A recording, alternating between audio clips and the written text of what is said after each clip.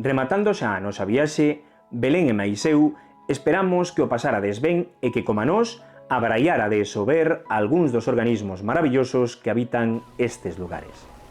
Agora, xa sabedes que a vida aquí non é sinxela para ningún ser vivo, e tamén que podedes facer para axudarlles a sobrevivir.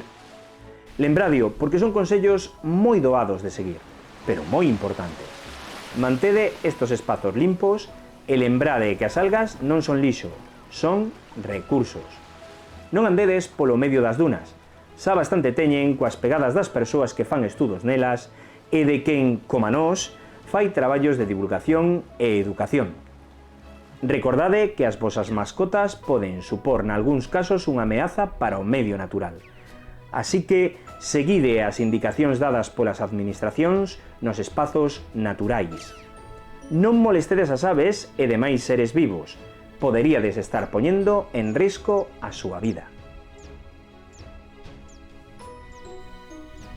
Trátase de compartir, non de apropiarse de algo que non é noso.